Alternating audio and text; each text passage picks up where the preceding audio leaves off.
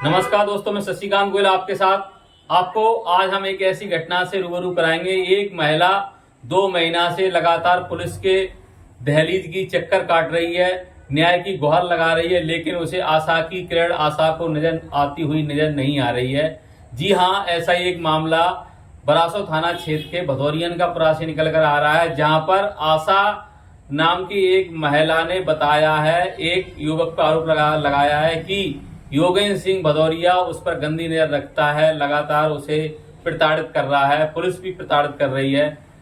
उसने आशा ने बताया है कि वह गत माह एक मंदिर पर दर्शन के लिए जा रही थी अपने बच्चे के साथ। इसी दौरान योगेंद्र सिंह जो भदौरिया है वो आ जाता है और उसके साथ गंदी नजर रख रहा था लंबे समय से, लेकिन उस दिन तो हद हो गई, उसने हाथ पकड़ लिया, उनके साथ छेड़छाड़ कर दी है। इस तरह का आरोप आशा भदौरिया ने लगाया है। लेकिन इसके बाद घटना के घटित होने के बाद जब आशा भदौरिया बरासो थाने में थानेदार साहब के पास गुहार लेकर जाती हैं तो थानेदार साहब उनको भगा देते हैं, बोलते हैं मामला कुछ नहीं है, तुमने षड्यंत्र रचा है, ऐसा वैसा कुछ नहीं है। और इस तरह का यह भी उनने आरोप लगाया है कि पुलिस मुझे वहां से थाने से भगा रही है लगातार। और अब तो हद ही हो गई है, राजीनामा के लिए दबाव बनाया जा रहा है, क्योंकि उनके पति हैं, घर में भरण पोषण के लिए मजदूरी करते हैं, टेम्पू चलाते हैं, क्योंकि अगर टेम्पू नहीं चलाएंगे तो परिवार का पेट कैसे पलेगा। तो महिला पे जब बस नहीं चला पुलिस का और आरोपियों का, तो उन्होंने पति को घेरना शुरू कर दिया है। विगत दिनों जब वो टेम्पू लेकर जा रहे थे तो कुछ सिविल ड्रेस में बता रहे पुलिस के लोग थे, उनके चमचे थे कि जाओ राजीनामा कर लो, केस वापस ले लो। तो उन्होंने मना कर दिया, ये मामला आपका, हमारी पत्नी का, तुम जानो लेकिन तुम्हारा काम जान है। जिसके बाद महिला अगले दिन एसपी साहब के पास पहुंचती है कि साहब हमारे पति को भी घेर लिया जाता है, मेरे साथ घटना घटित हुई, उसमें तो एफआईआर हुई नहीं, ऊपर से राजीनामा के लिए दबाव बना के हमारे पति को घेरा जा रहा है। और नया वाक्य सामने आ रहा है कि उनने आशा भदौरिया ने बताया है कि मुझे सूत्रों से जानकारी मिली है कि मुझे हरिजन एक्ट में फंसाने की भी षड्यंत्र रचा जा रहा है आरोपियों द्वारा, पुलिस द्वारा। अब मामला कहां तक सही है, पुलिस को पूरे मामले को समझना चाहिए, गंभीरता से देखना चाहिए मामला क्या है।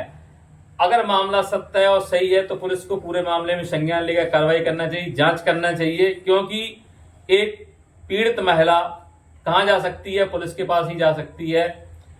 थानेदार लगातार खुश हो रहे हैं, जाओ तुम शिकायत कहां करोगी, शिकायत करना है तो तुम कराओ, क्योंकि एसपी ऑफिस में देंगी तो जांच हमारे यहीं आएगी, कार्रवाई मुझे ही करना है, इसलिए तुम्हें जो करना है, जहां करना है शिकायत करो।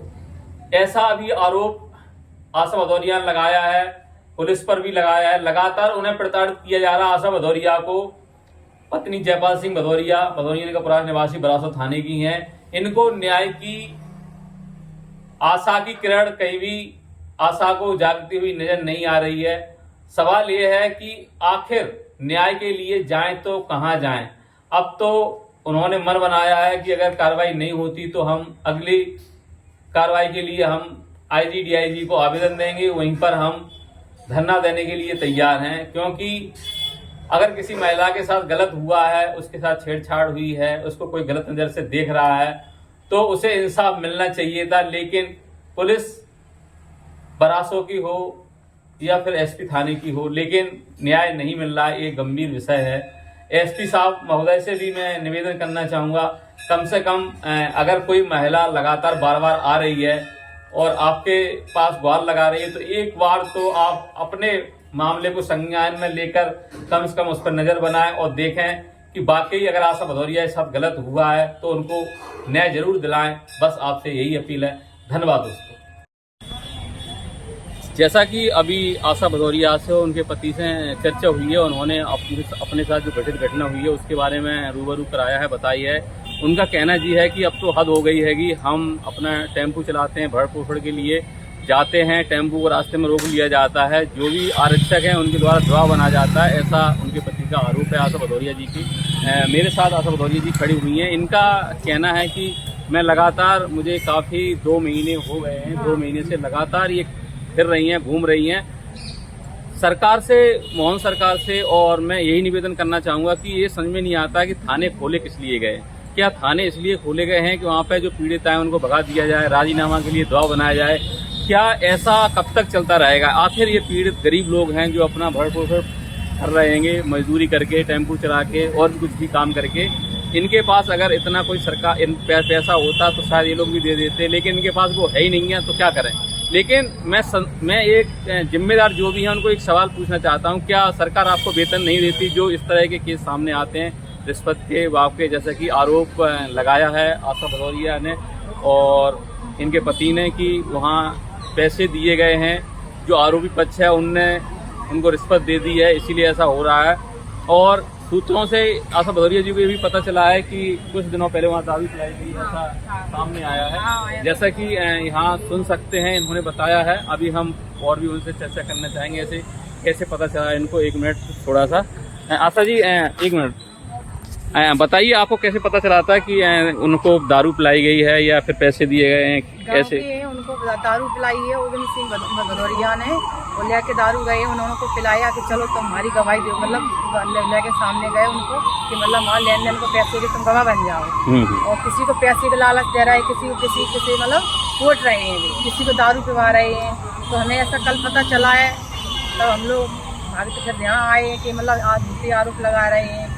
तो ऐसा कुछ हमारे साथ जो हुआ है हम वही कह रहे हैं। जैसा कि अभी एक आपने बताया था कि हरिजन एक्ट का भी कोई वहाँ वो खड़ा रहे, ऐसा क्या मामला है? मामला क्या, उन लोगों ने मुझे मारा, दोनों जनों को, पति को मारे, हमको बच्चे दिखाने जा रहे थे तो उनने दोनों जनों ने मारे, नरेंद्र जाटव ने भूजन ने। अब क्या वो कह रहे 181 सगात वापस ले लो हमारी, मतलब तो नहीं टेम्पू चलाने नहीं देंगे और मतलब तुमको किसी ना किसी केस में नहीं। तो 181 का तो निराकरण उन्होंने कर दिया है, अब वापस लेने का क्या मतलब है? सर कोई निराकरण नहीं किया गया है सर, कोई निराकरण नहीं, सब झूठा है सर। 181 पे जब पुलिस वाले अच्छा, जैसा कि सुनने में आता है 181 निराकरण तब होता है जब पीड़ित होता है, उसके द्वारा जो OTP नंबर आता है दे देते हैं इसके बाद। तो आपके द्वारा कोई OTP दिया गया है इन लोगों को? तो वो फिर उन्होंने OTP दिया है सर, OTP है, शिकायत नंबर आता है। नहीं, तुम्हारे फोन से OTP दिया था क्या उन्होंने? नहीं, OTP उन्होंने नहीं दिया। अच्छा, तो फिर कैसे उन्होंने बंद कराया? मालूम नहीं सर कैसे बंद करा दिया सर। फिर हमने उस शिकायत को अपडेट भी करा दिया है सर। अब देखते हैं, वो कह रहे हैं L2 पे जाएगी सर, कब तक जाएगी सर? झूठा वो ना करे डाल रहा है कि शिकायत को बंद कर दीजिए सर। कोई जांच करने आता नहीं है, कोई भी अधिकारी जो 181 में कोई भी नीचे अधिकारी नहीं आता, किसी भी शिकायत डालो कोई नहीं सुनता। जैसा कि आशा भदौरिया जी खड़ी हुई हैं उनके हस्बैंड के साथ, और यहाँ पर ये लोग कलेक्टेड आए हैं, SP ऑफिस से आए हैं, लगातार 2 महीने से चक्कर लगा रहे हैं, लेकिन इनकी सुनवाई नहीं हो रही है। जैसा कि आवेदन ये लगातार बनवा रही हैं, लगातार ये आवेदन हैं। जैसा कि आज इन्होंने एक आवेदन का प्रिंट आउट निकलवाया CM हेल्पलाइन का, जिसमें तो हद तब हो जाती, इसका निराकरण कर दिया है कि आपकी सुनवाई हो गई है, ऐसा पुलिस वालों ने बताया है। ऊपर मतलब सरकार को भी गुमराह किया जा रहा है। हद तो तब हो जाती है, पीड़ित लोग हैं, अपनी सुनवाई के लिए न्याय की गुहार लगाते हैं, थाने की दर की थाने की चौखट पर जाते हैं, लेकिन इनको न्याय नहीं मिल रहा है। और अब न्याय के लिए सरकार से मांग कर रहे हैं कि हमारी कार्रवाई हो, क्योंकि एक पीड़ित महिला, एक पीड़ित पति कब तक ये सहायता रहेगा। और अब तो इन्हें डर सताने लगा है कि कहीं ना कहीं इनके साथ कोई अनहोनी घटित ना हो जाए। मैं जिम्मेदार अधिकारियों से निवेदन करना चाहूँगा, इनकी सुनवाई तुरंत की जाए ताकि इन्हें न्याय मिल सके और आरोपियों को गिरफ्तार किया जाए। धन्यवाद। नमस्कार दोस्तों, मैं शशिकांत गोयल आपके साथ, आप देख रहे हैं बेड़ो न्यूज़। आपको आज हम ऐसी घटना से रूबरू कराएंगे। एक पीड़िता है, एक पीड़ित है जो काफ़ी दिनों से थाने के चक्कर लगा रहे हैं, SP ऑफिस के चक्कर लगा रहे हैं, लेकिन उनकी सुनवाई नहीं हो रही है। सवाल सरकार से मैं ये करना चाहता हूँ कि आखिर पीड़ित कहाँ जाएँ? एक न्याय होता है, थाने से मिलता है, एक न्याय SP ऑफिस से मिलता है, लेकिन अब जेल लोग अगर न्याय नहीं दें तो जो फरियादी, जो पीड़ित होते हैं वो कहाँ जाएं? आरोपियों द्वारा अगर लगातार दबाव बनाया जा रहा है, धमकाया जाता है, तो ये कहाँ तक सही है? क्योंकि एक मजदूर होता है, अपना भरण पोषण पेट पालता है, कोई ऑटो चलाता है, कोई मजदूरी करता है, इस तरह से अपने जीवन चलाने के लिए, भरण पोषण के लिए मजदूरी करते हैं। लेकिन कहीं ना कहीं जो आरोपियों से पुलिस अगर मिल जाती है तो वो अपना काम कैसे चलाएगी, कैसे गुजारा करेगी? ऐसा ही एक मामला निकल कर आ रहा है, जिससे हम रूबरू कराएंगे। और हमारे साथ पीड़ित लोग खड़े हुए हैं, जैसा कि अभी हमारे साथ आशा भदौरिया जी हैं ये, और इनका जो गांव पड़ता है, जो बरासों का थाना लगता है, इनसे हम जानेंगे क्या घटना है। बताइए दीदी क्या मामला है? हमारे साथ छेड़छानी हुई है। गांव के गोविंद सिंह भदौरिया ने छेड़छानी की। मंदिर पे जाते हैं तो गले दिना से निगाह रखता था, हम पे साड़ी गलत करता था, कमेंट वगैरह करता था। एक दिन तो हद कर दी, उसी ने मेरा हाथ पकड़ के खींचने लगा, बोले इधर चलो उधर चलो, मंदिर के पीछे चलो, खेत में चलो। तो हम अपना हाथ खींच के भाग के घर पे आए, मंदिर पे थे बच्चे के साथ। अब उस दिन से हम यहाँ परेशान हैं। हमने आवेदन वगैरह दिया है, कोई सुनवाई नहीं हो रही। बरासू थाने में भी गए तो जो मतलब हमने लिखाया वो नहीं लिखा उन्होंने, वो दीपक कैरोटिया ने अपनी मर्जी से जो लिखा है वो लिखा। हमें पता ना, उन्होंने हमें पढ़ाया, साइन करवा लिए, भगा दिया हमको। फिर हम एसपी ऑफिस में जा चुके हैं कम से कम 4-5 बार। थाना आपका कौन सा लगता है? बरासू थानेदार का नाम आप जानते हैं क्या? कौंसलिन गुजर जी। उसका क्या कहना है टीआई का? उसका जो है कि गलत आरोप लगा रही हो तुम। अच्छा। वो ऐसा, हाँ। तो थाने में आपने आवेदन दिया था? हाँ दिया था। कितने दिन हो गएंगे?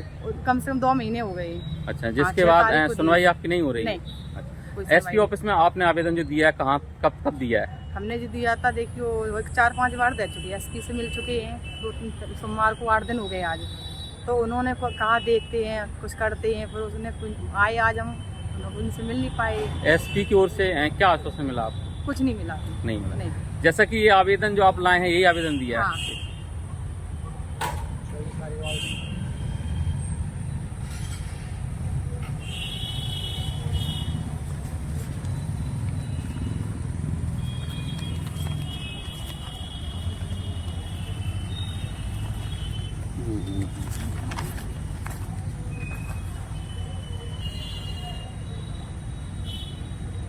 ये आवेदन 9/8 को दिया गया था, जिसके बाद इन्होंने फिर आवेदन दिया है जिसकी ये डेट डली हुई है। इन्होंने दूसरा आवेदन ये दिया है 3/9 को, और ये एसपी कार्यालय का जो पता लिखा हुआ है। इसके बाद इन्होंने 9/8 को ये आवेदन दिया है। ऐसा लगातार आवेदन इनके आ रहे हैं। और भी दिखाई, और भी आवेदन है। ये इनका ये एक आवेदन ये है 10/9 को दिया है लगातार। फिर इनने 24/9 को ये आवेदन दिया है, जैसा कि देख सकते हैं। अच्छा, आपने अभी तक इतने आवेदन दिए हैं आशा जी, तो अभी तक क्या आश्वासन मिला आपको कार्रवाई के लिए? नहीं मिला है। नहीं। तो अब आगे की कार्रवाई के लिए आपने क्या सोचा है? आगे के यही है कि मतलब दूर तक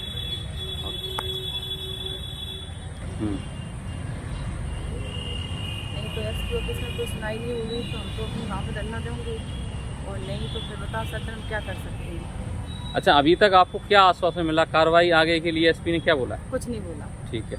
जैसा कि सुनने में आ रहा, आपके पति को बुक किया जा रहा है, डराया धमकाया जा रहा है, टेम्पो घेरा जा रहा है, धमकी पे धमकी मिल रही है। धमकाया क्या जा रहा है? जैसे अभी मेरे साथ क्या नाम आपका? जयपाल सिंह। जयपाल सिंह जुड़े हुए हैं, इनसे हम चर्चा करेंगे।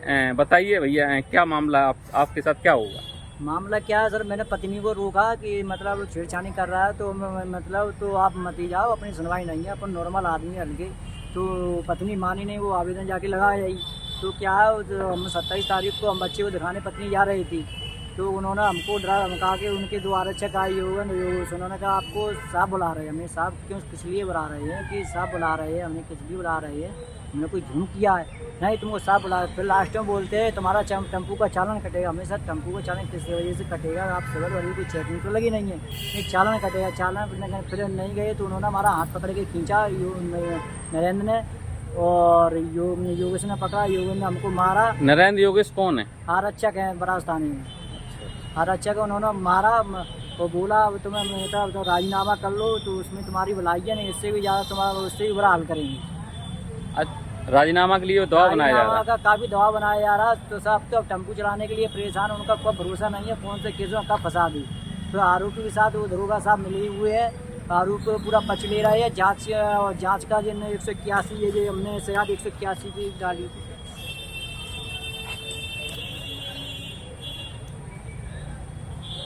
ठीक है। तो इसमें क्या निराकरण हुआ? सर 181 सयाद डाली थी, इसमें नाकर सब झूठा कर दिया गया है। लोग वहाँ उन्होंने बोला था कि 181 पे शिकायत डाल दो, वहाँ पर सुनवाई होगी, आपके सीएम द्वारा सुनवाई होगी। तो जैसे शिकायत भी डाला गया है तो वहाँ पर कोई सुनवाई नहीं हुई है। झूठा दंड लगा के डाल दिया है कि कभी कभार मतलब ये आते, जबकि हम परमानेंट 3 साल से गांव रह रहे हैं, और इसमें ये लिखा है कि कभी कभार आते हैं। आरोपी द्वारा लेन देने का मतलब आरोपी बोल रहा है कि इनसे हमारे पैसे लिए हैं। तो मैं ये कहता हूँ अगर मैंने इसके पैसे लिए हैं तो हमारा खाता चेक कर लो।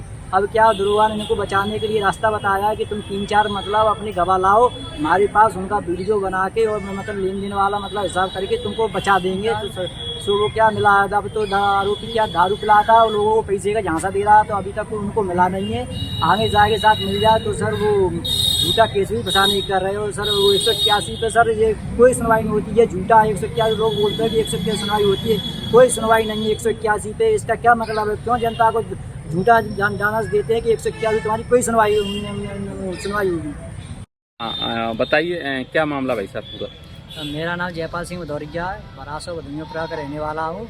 मैं 27 तारीख को मैं अपनी पत्नी और बच्चों के साथ बच्चों को दिखाने जा रहा था, तो बरासो पे ही आरक्षक आरोपी द्वारा फोन लगा, जो मेरी पत्नी ने पहले आवेदन दे रखा है छेड़छाड़ी के मामले में बरास थाने में 6 तारीख को दिया था, 6/8/2024 को और आवेदन दिया था। उसकी कोई सुनवाई नहीं की, तो मैडम से मैंने रोका, इसके बारे में कोई बोलो भाई, सब इनका ही परिवारिक है, इनका ही सरपंच है, सब कुछ इनका ही लेना देना है, कुछ नहीं होगा सुनवाई।